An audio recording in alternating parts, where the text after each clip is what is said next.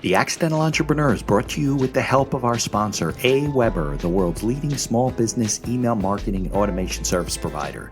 Since 1998, AWeber has helped more than 1 million small businesses and entrepreneurs through its suite of web-based email marketing, automation tools, and education.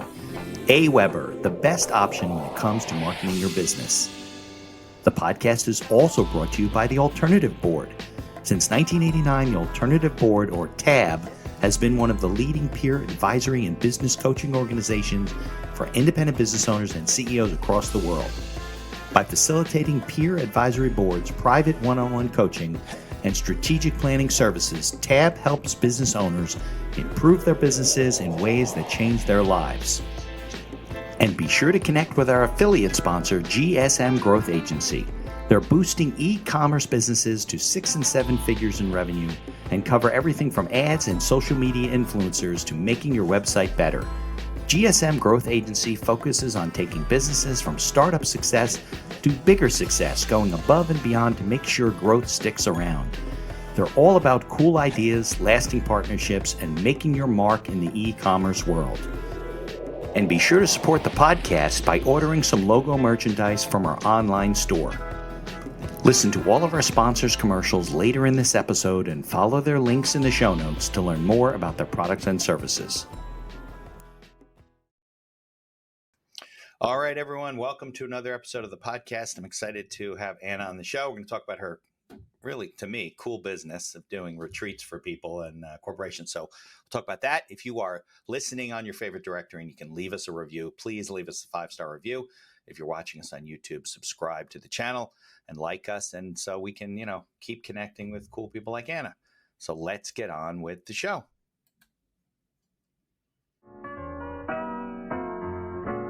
Don't throw everything but the kitchen sink at it. Everybody I work with gets so in their head about providing enough value because they want to make sure people come that they put together an itinerary where their guests are exhausted at the end of it. There's just too much in it.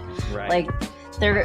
It might feel weird and almost a little like imposter syndrome-y, but they're coming to see you. They want to spend time with you. There are so many retreats out there, and the reason they're coming on yours is, I'm sure, because of the content that you're providing, but also they want to spend time with you. So if you don't allow them time to get to know you or even chat with you at dinner, that's a miss.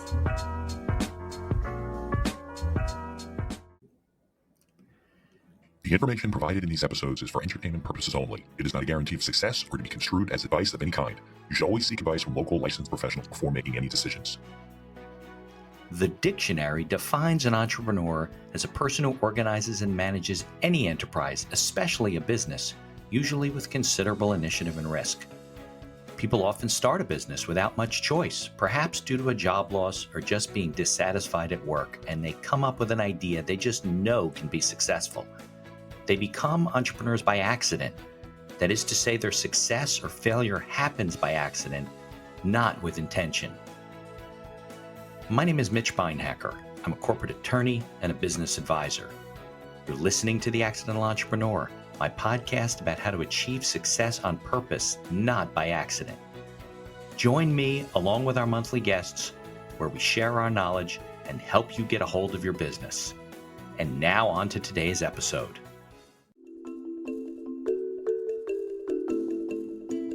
Hi, I'm Anna Vanagtmael. I'm the founder of Wandering Roots. I host retreats all over the world, and I help other entrepreneurs plan and host their own profitable retreats. All right, Anna. So thanks for coming on the show. Anybody watching on YouTube? So you said it's Vanagtmael. Yep. Vanagtmael. Okay. For anybody who you said you're not from like Scandinavia or anything? Not Dutch. I'm German. That's my married name. Yeah. I think though, in certain parts of that world, like, because my family's from like Germany, Austria, whatever, like half of the country speaks like Dutch or Swiss or something like that. And the other half speaks German, right? So I ended up with a German name. So it is what it is. But thanks for joining me on a Friday morning. And where are you located? I'm in Michigan. Okay, so you're like, what, 2 hours behind me? So it's like 8:30? Where are you? I'm in New Jersey. I'm 10:30. Oh, we're in the same zone then. Yeah. Oh, good. Mhm. Okay. Yeah, my son was in Indiana. I think right out by you, right? If you go a little bit further west, Yeah. you lose an hour. Chicago's an hour behind. Yeah. Got it. Yep. All right, good. Well, I'm glad I'm not waking you up early. So, Nope.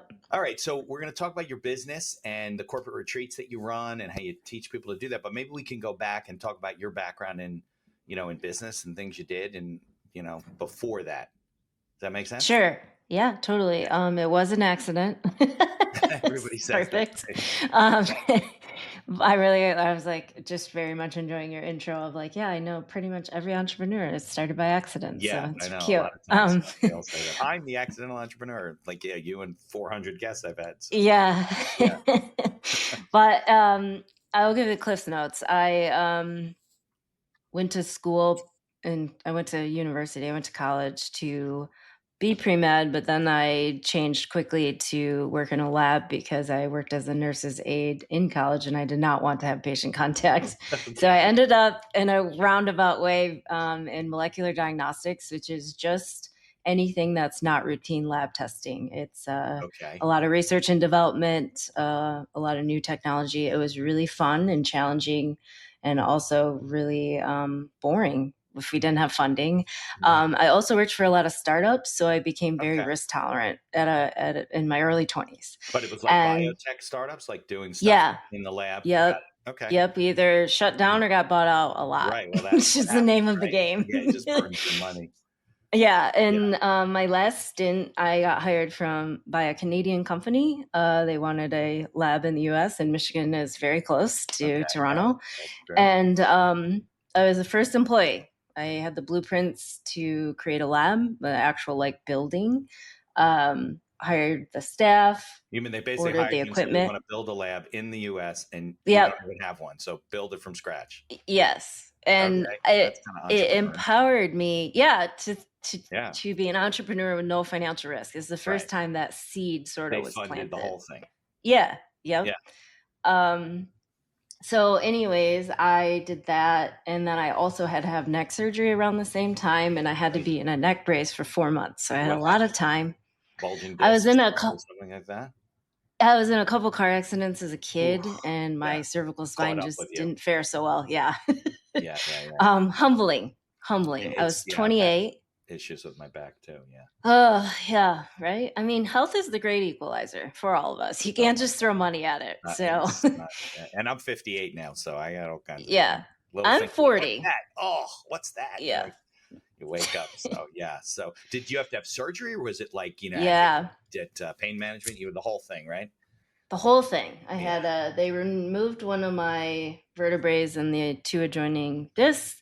I had to wear one of those hard like collars for 4 months and couldn't drive, couldn't do anything. Right. And so two things. I had never paused ever in my life up until that point. Doing the lab and everything and just took Yeah. over your health. Okay. Yep. And I did try to work remote before that was really a thing, a few days. It was hard. And I had a coworker pick me up a couple of days to come in because we were just like in the first 6 months of it. So I thought it was all going to go to shit. So anyways, first 6 months of starting the lab up and then you had this issue. Yeah. So stressful. But if you went into the office, you couldn't even move your head. So what?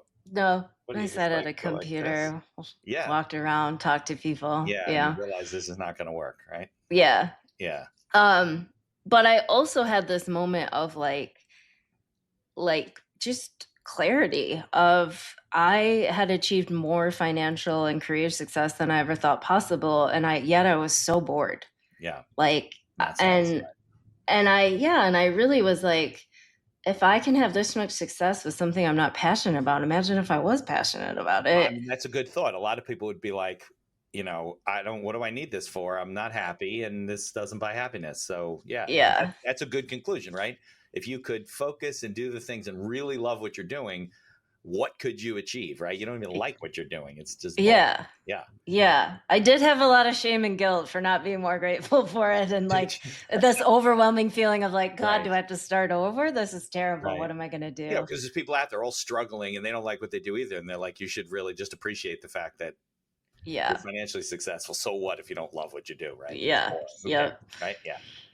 So I still had decided that being humbled by my health also like was like life short. I only get Yeah, one shot at this, and that's we're not correct. guaranteed time. You were So what, 28, you said at this point? yeah, What 28. was the rehab? How long did it take you to really?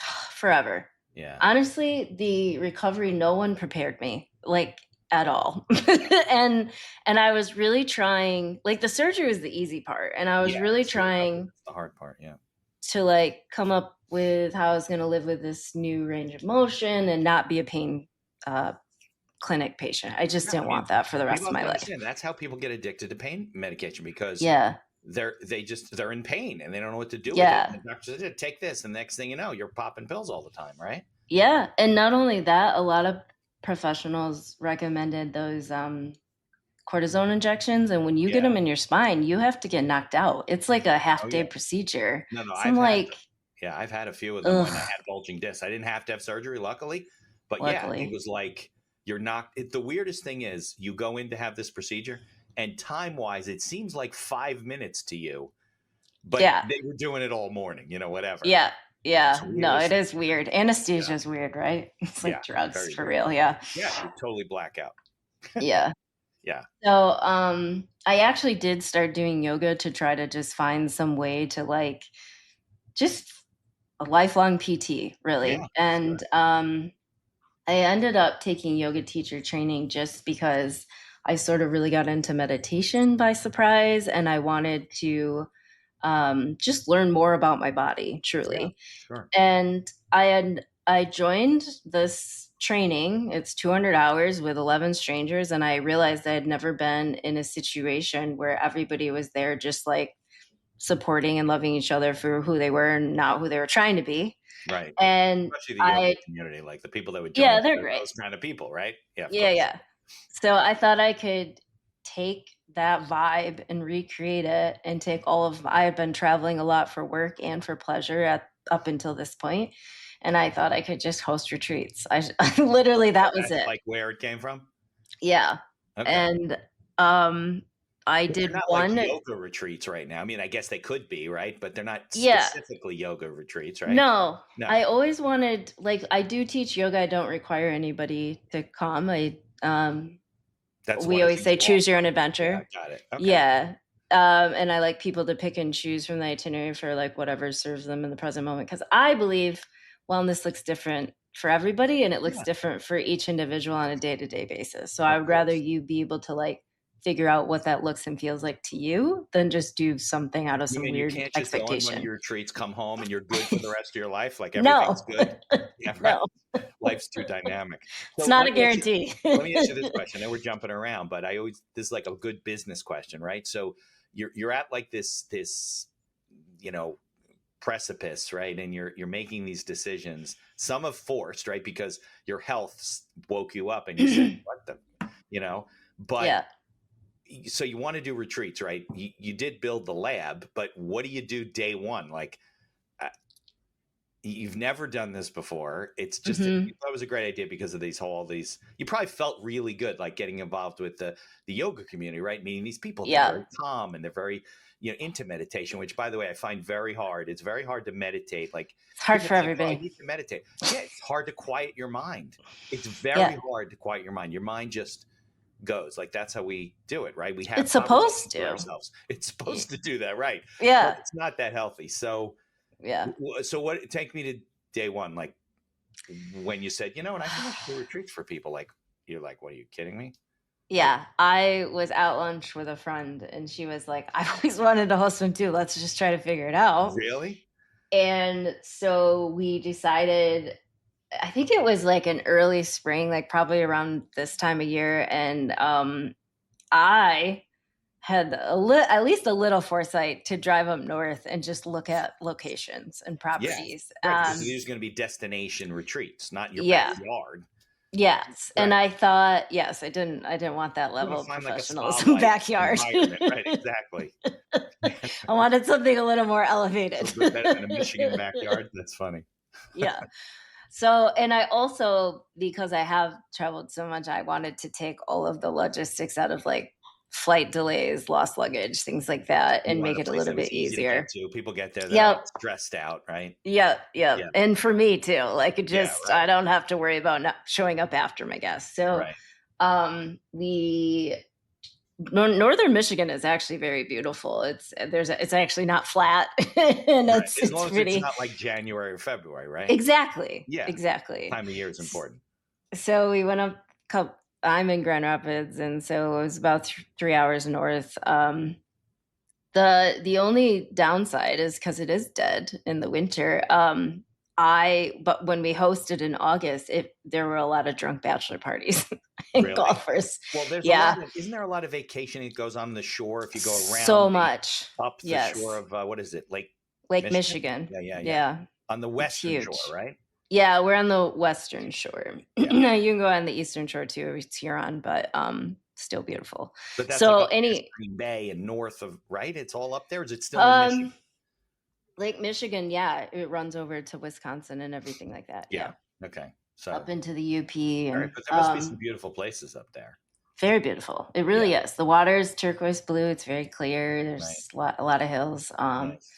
But anyways, so after the first one, I decided I was never going to not rent privately. I just wanted a serene, secluded location, and I wanted my own chef because I thought the food was terrible. I thought it was. This was a place you went. Yeah, we rented it's actually a ski resort. But they still are busy in the summer. Right. Yeah. So it's off season. So they had the food. What was your first shot, right? It was a first shot. Learned honestly the most in the first two. Yeah, but if you're all the way up there, you said you want it easy to get to. So was it just really regional? Like nobody's flying in? No, we actually this was 2018 when I did my first one. Okay. And in the last, I've hosted in Traverse City, which is northern Michigan, every year except last year in the first week of November. And I rent these 3 houses that are on a inland lake, not Lake Michigan, so it's much more private and whatever. And we get so many people from the Midwest, like Really? Wisconsin, Ohio, Indiana. Some of them will fly, a lot of them but a lot of them drive. Okay. So, yeah. So anyways, ever since then, how do you convince somebody? You've never done this before. Now it's easier, right? Because you have a whole business. A lot easier. Yeah. So what's the business plan?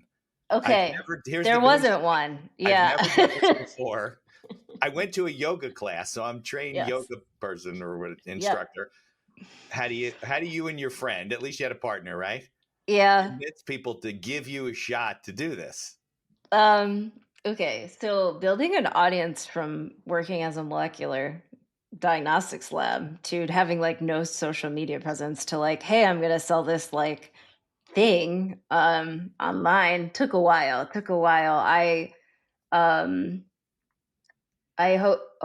I taught classes in local studios to try to create an audience that way. It was also 2018. So I tried to build a newsletter list and I blogged about how hard and humbling it was to change your life completely and recover from this like injury that was really like dominating my life. To create a one of my girlfriends who is a copywriter, I struggled with copywriting so much in the beginning because I wrote peer-reviewed journal articles. I just wrote data, like facts, like things people don't want to read, right? So it was like an unlearning to learn this new skill. And she just said, share vulnerable things. And I realized like a sale is, I mean, it's not like necessarily like crazy difficult, but people usually have to see something multiple times. But I always say when you're a retreat host, there's an added layer of convincing people you're not a serial killer because because we spend the night together usually on the first day we meet each other. Like that's a big ask. Right.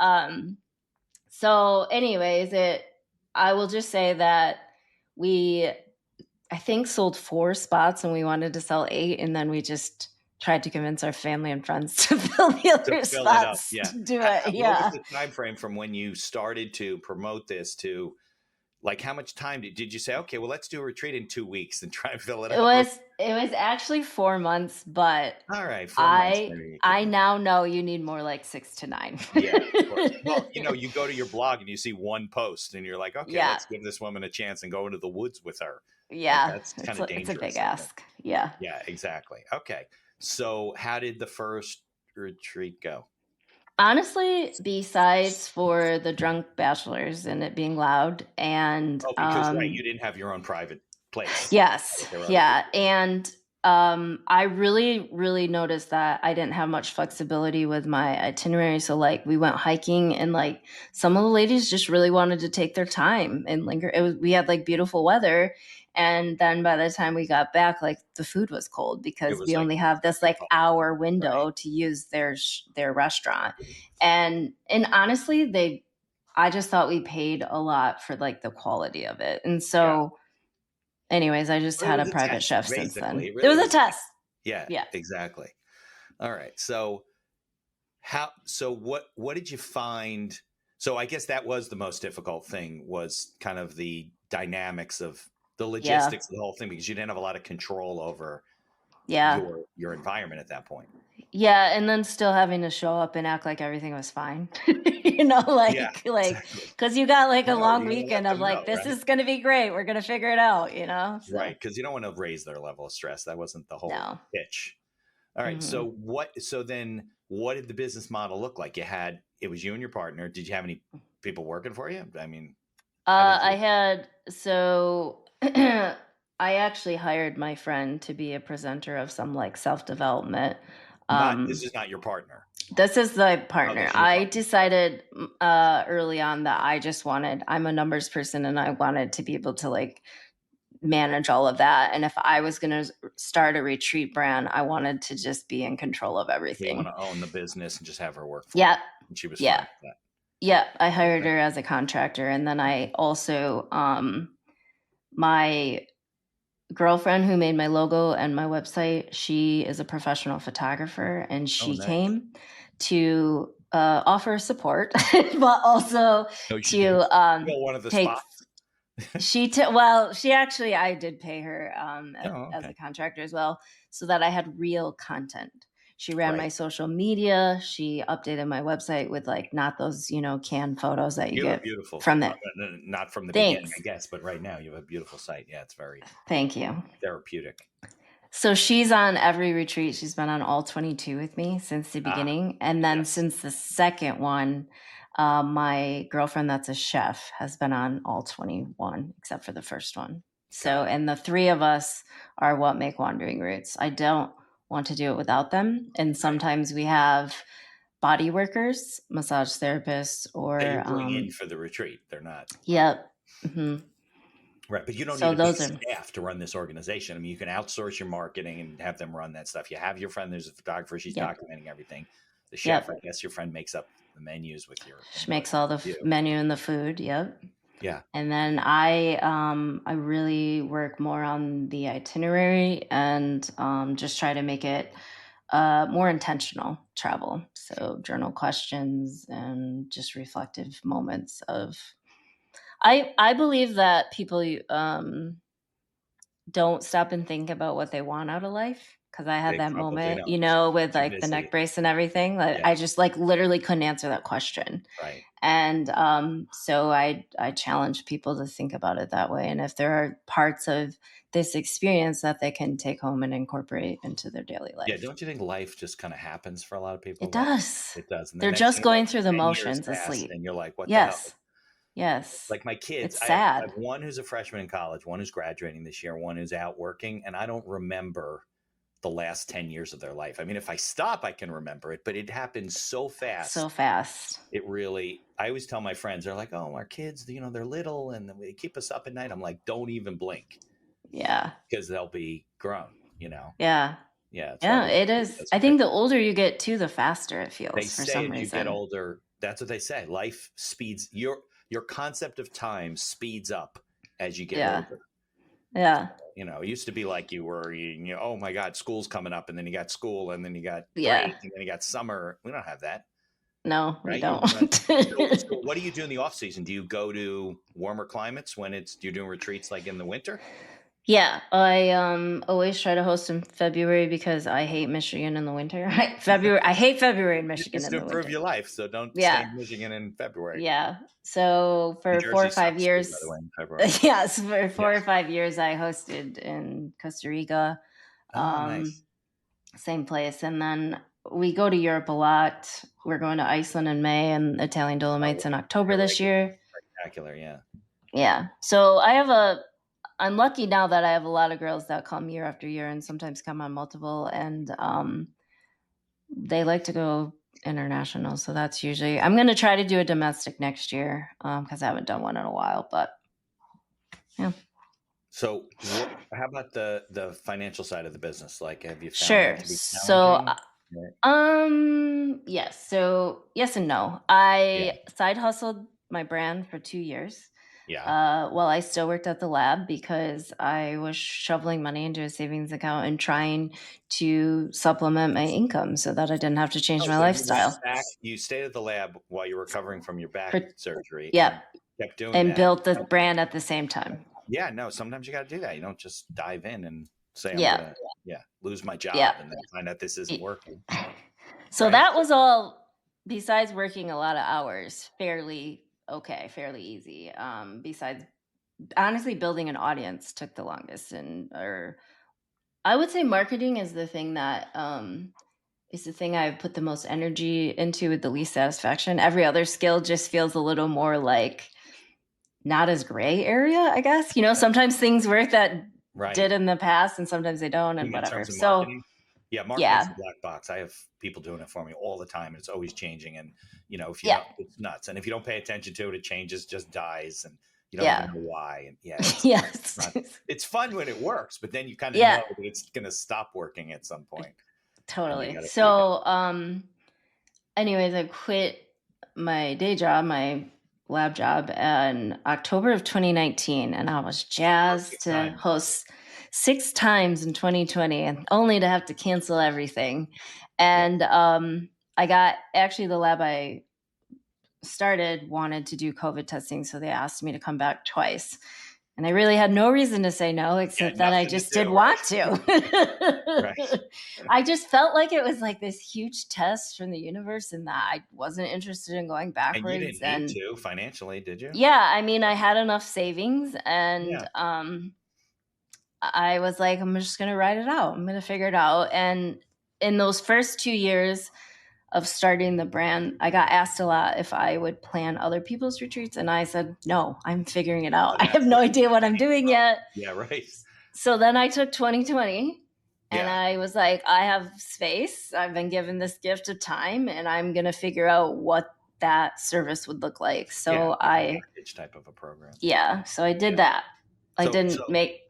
Let me ask you a good question, because I obviously I'm a business attorney for 33 years. So I work with thousands of businesses and I've interviewed, 400 people on this podcast.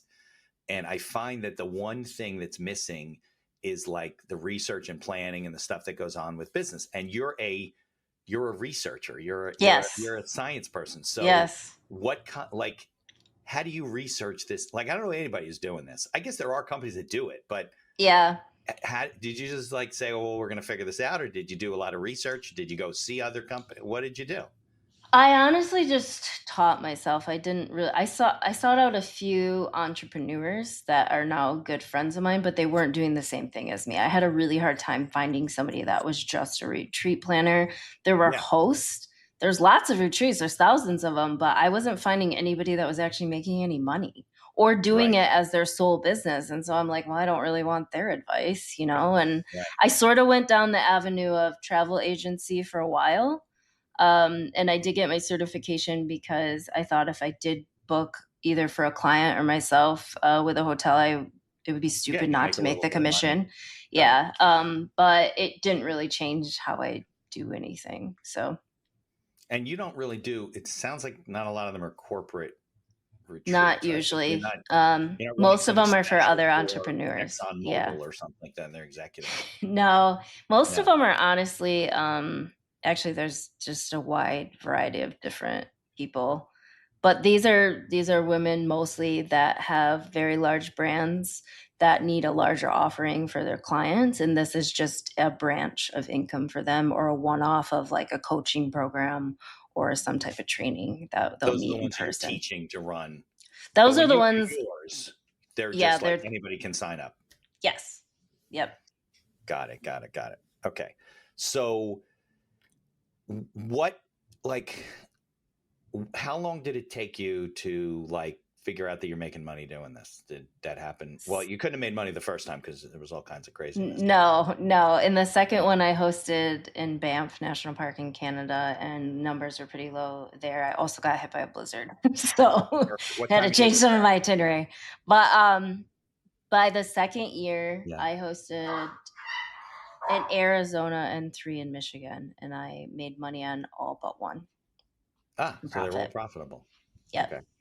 Did you find that I find that people don't like do their financial calculations? Well, they don't I do them watch at my all. numbers every single week. I run a landscape company with my husband, Oh, and when we okay. started that, we had to buy $60,000 equipment and things like that. Right. And so it's just moving large sums of money every single week. And the only way to sleep for me was to just make sure Have where your it was finger on the going, pulse coming of and going. Yeah. Yeah. And so I do all of our accounting weekly. I do it Yeah. every Wednesday. I Yeah. think there's so much power in numbers, and people don't look at it to make educated Oh decisions. my And God. that's, People do not, especially entrepreneurs. It's, we're very right brain, right? Creative, yeah. the wonderful stuff. That's great. I Yeah. think they're afraid, like what the numbers are going to tell them, that they're not making any money. Yes. They can correct those things if they know what the numbers Yes. are. It's Yeah. just Don't do it ridiculous. the same way if it's not making you money. I Like, know. it's That's why pretty the failure simple. rate's so high, because people do not know their numbers. And Yeah. I don't think like it's not rocket science. You can find a bookkeeper to help you do certain things and then still understand what you're doing. 100%. Yeah. And for not a lot of money, really. No, not nowadays. You can find somebody online for a couple $100 a month, and they can help Yep. you with your book. And then you just run little reports and say, Yep. oh, we barely made money on the last retreat. I don't want to do that Yep. again. And Yep. raise your prices or make adjustments, or Yeah. or maybe you shouldn't do it. Like, not Yeah. you No, doing it, their 100%. businesses, right? Where it's just like, yeah, they're I not making tried anything. to create an itinerary and then make just a number in my head. Yeah. Like, energetically, what feels good to me, like aligned for Just like what the value. pricing.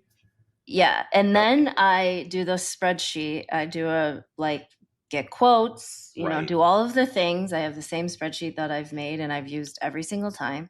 And if that number doesn't come out to that number I first had in my head and I can't tweak it, like if there's just like some minor modifications to get it to like line up, if it's way off, I just don't do it. Right. That's the it's thing. not going to Like, work for me.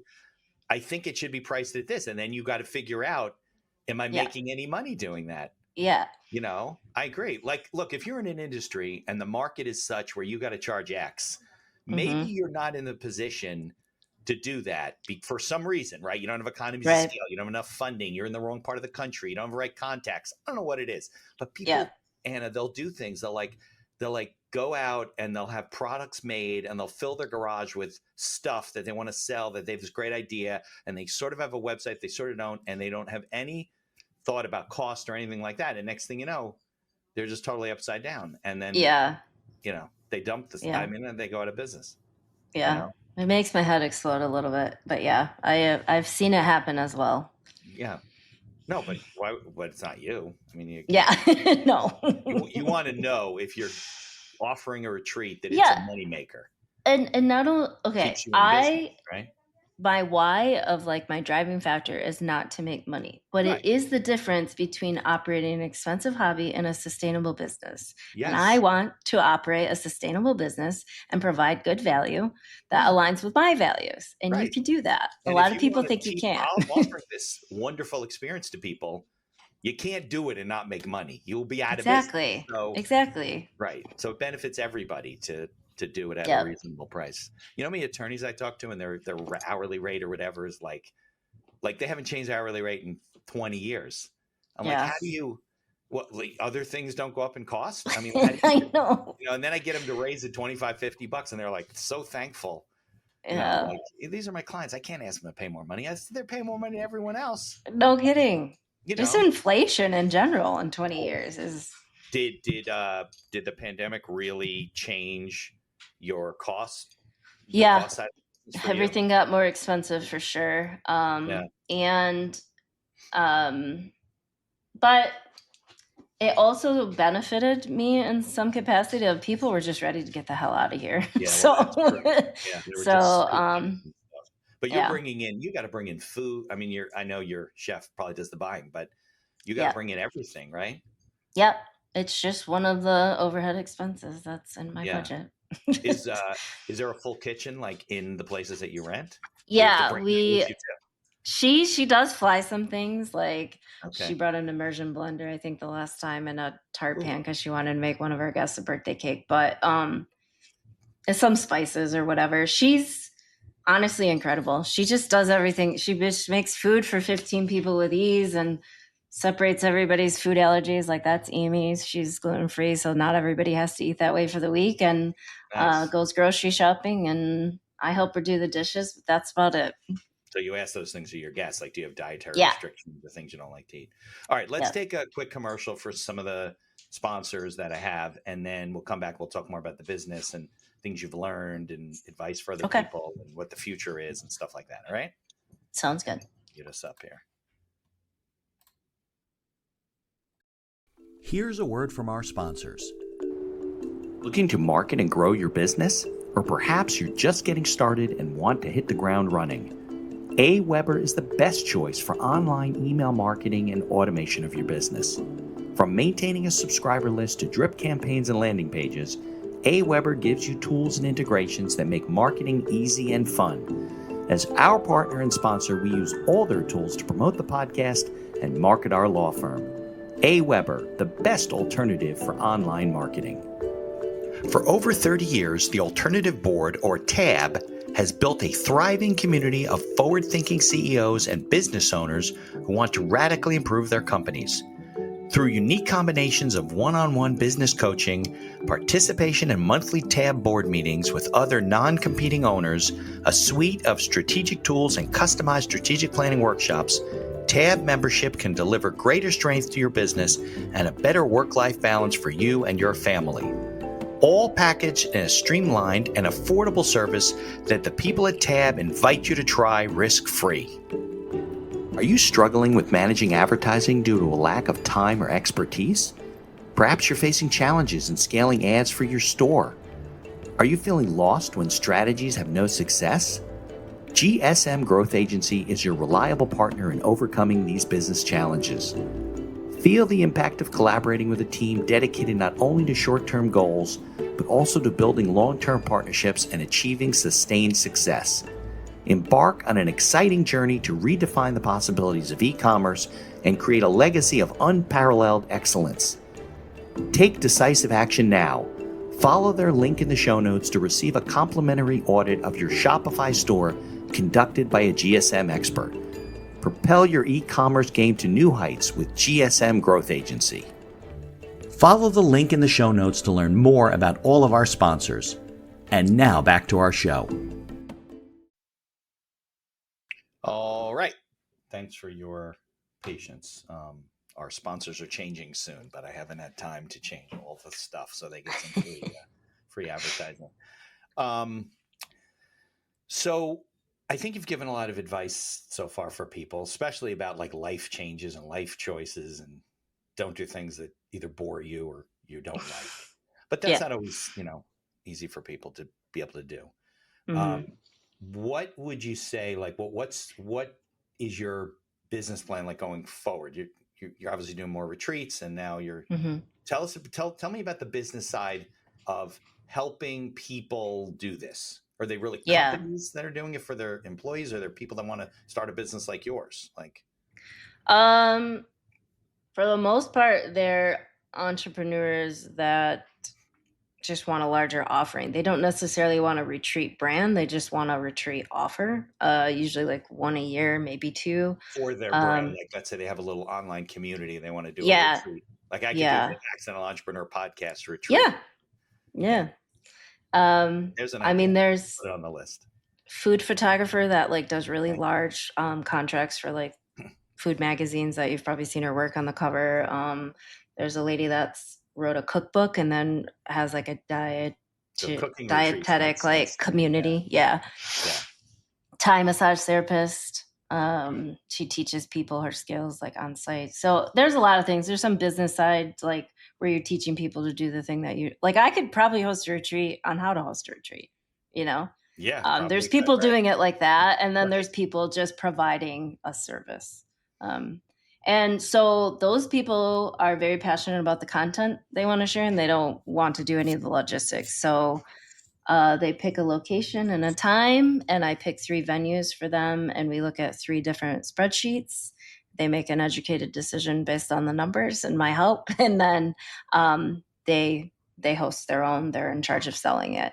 And then I have a digital course. Office, or you're just teaching them how to do it?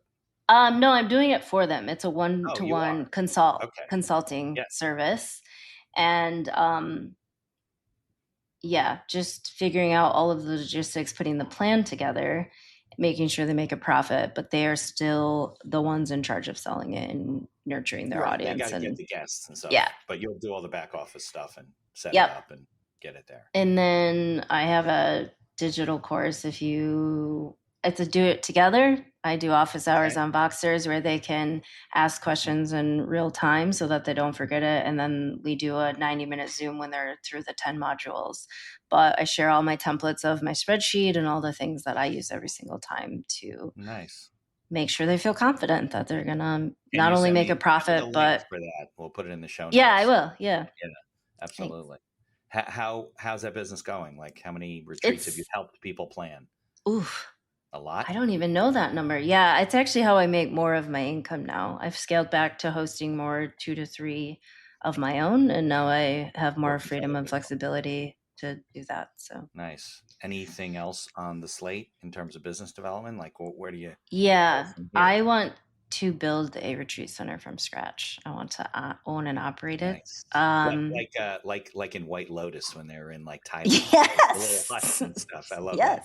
Yeah, that's kind of how I imagined your whole thing. Yeah, they are very nice. We do stay in nice places. But I also want different size like parts where you can rent the entire thing at one time. I really like the host having their own spot. I like having some separation from the kitchen so that if you want to sleep in, you're not hearing all that noise.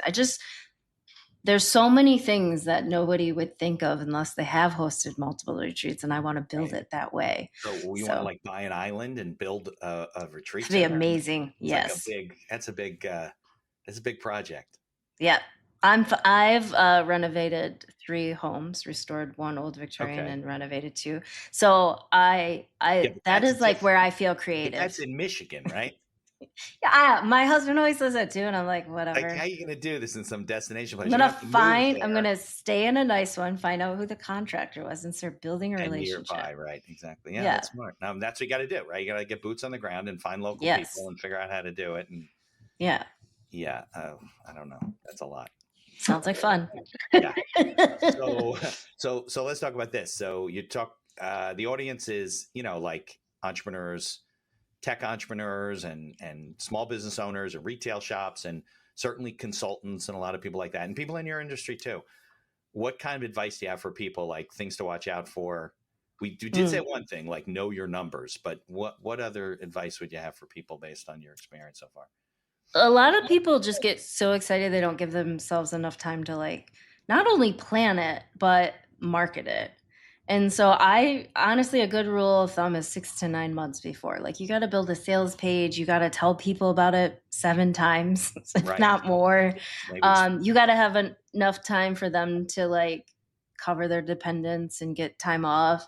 You want to make sure your venue is actually available. Some of these things book out even a year in advance sometimes. Right. And then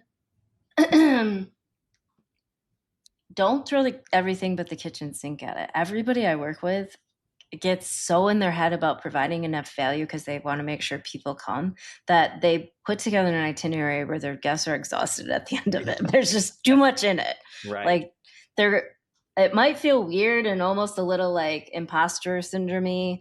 But they're coming to see you. They want to spend time with you. There are so many retreats out there. And the reason they're coming on yours is, I'm sure, because of the content that you're providing, but also they want to spend time with you. So if you don't allow them time to get to know you or even chat with you at dinner, that's a miss. So, and also it's a marathon, not a sprint for you. So right. you want downtime as well every day. Yeah. So. Well, that comes with the marketing, right? So you got to put out content, and you got to blog, and you got to share your person, because that gives them a reason to want to come and be with you. I mean, that's, but you know what? I think some of that, I won't get too crazy, but some of that carries over to other businesses, right? I think in the small business world, people don't share enough of who they are. Like they're afraid to like put their own picture on their website. And 100%. Yeah. Right. Because your business, even though it is what it's called. What's the name of the business, by the way? Wandering Roots. Okay. Right. Wandering Roots. So, but it is you, right? So like, I think people are afraid sometimes to kind of brand themselves as part of the business. Now I know, look, I know there's a double-edged sword to that, right? At some point you might not want to be the one who's always going to the retreats. Yes. You actually have found a way out of that, right? Because you're helping people do other retreats. So that but for other people, they might not want to be the one to be the lead person every single time. I don't want to be the lawyer for the rest of my life and be 93 and still practicing law. So, right. So that's the double-edged sword of branding yourself. But I think that a lot of people overlook, or they're afraid, or they're uncomfortable. Like, was it hard, you thought, to put yourself out there? Because, by the way, I was going to say this early on. You were in a career that you chose so you wouldn't have to interact with people. Yes. Right? And now you're in a career where the only thing that's important is your interactive. I mean, all the planning's important, but your interacting with people really is what drives the business. So yes. Do you remember how you felt like at the beginning? Was that really hard and difficult to get out of your shell, so to speak? Yeah. Oh, it was hard being seen in some capacity. And also, like, when you do brand yourself, when it doesn't sell the way you want it to, it feels personal. Like they just don't like you, not your offer. That's not true, right? But it's a little and it's trying to be something you feel like you're not. Yeah, but I learned early on, the more authentically I showed up online, the better my guests aligned with me, and I wasn't attracting people that wouldn't really want to spend time with me. So and you don't want them there anyway. No, I don't. It's not good for either party. It's not good for you as the business owner or you as the client. And that goes for any business, right? Of course. I shouldn't work with everybody who walks through my door. Trust me. Yeah. And I think the more you find out who you're not for, the more you can be clear about who you are for. Yeah. So, you really got to put yourself out of there. You got to get over it. But I didn't want to have patient contact because I hated all the families. Yeah. I actually liked the patients, and I worked their shifts so I could kind of like filter some of that out of there. I just wanted to do the job without all of the noise. So it's not that I didn't like people, to clarify, but I do.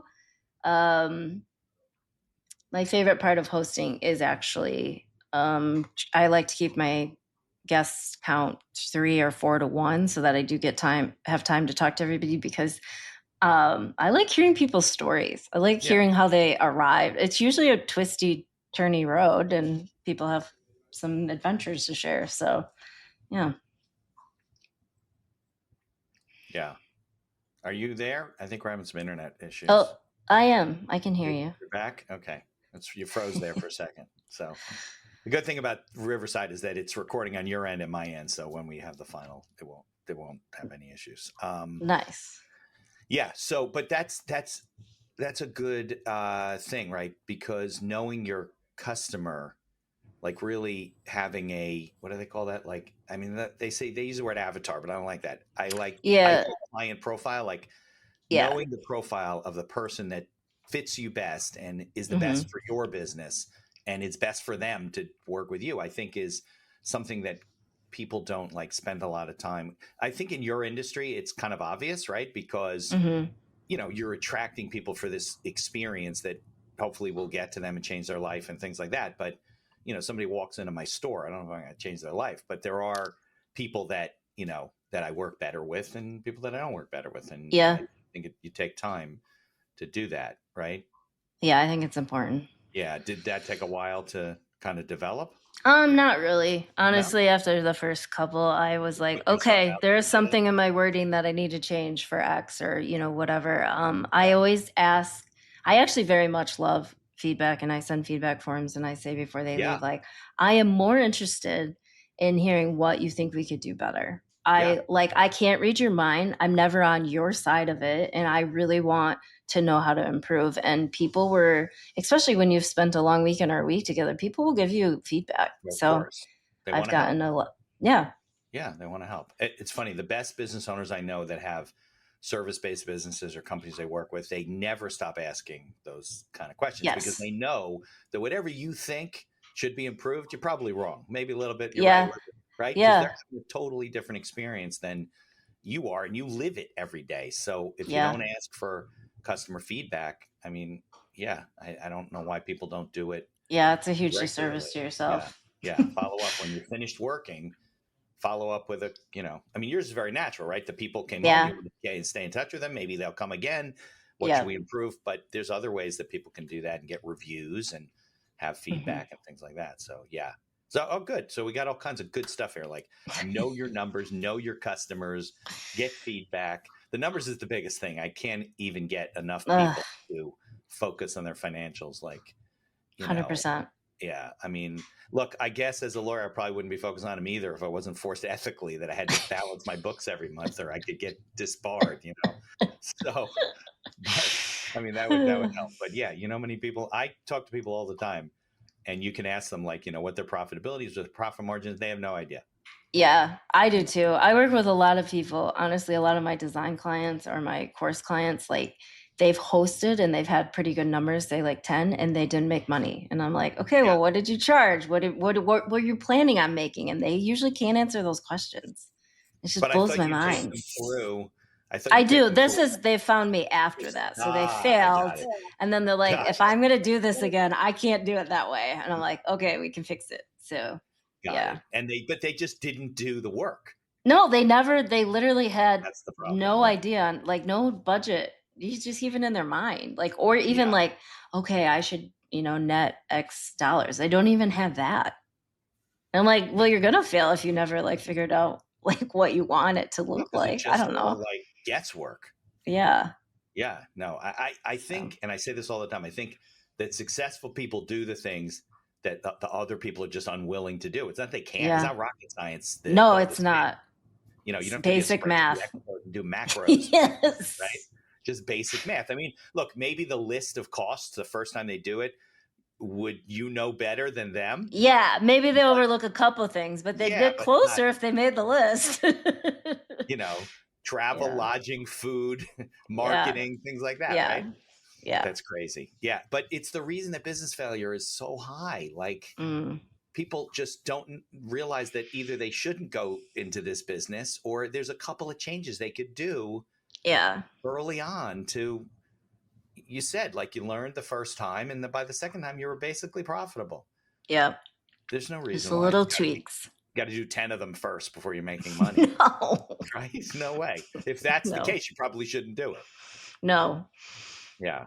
So I would also say if that's the case, like you might as well take your favorite people on vacation. If you're losing that amount of money, take people you already know you're going to get along with. It's going to cost the same thing, right? Yeah. Yeah. So what's when's your next event that you're running, next retreat? In May, we go to Iceland, May 11th. I believe. Oh, this is an international one. Yep. Nice. Have you been to They're almost all international now, 7 days. I found out.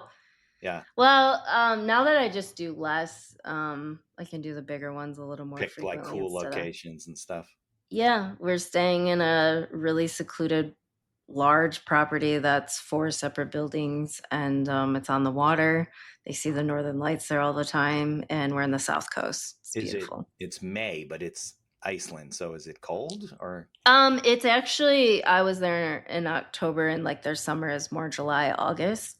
If you've ever been to Michigan in the spring, it's just, you got to bring layers. You're either going to get a beautiful day or you're going to get some wind and that horizontal rain. Right. It's no bad weather, just bad gear. But May gets us, I like that.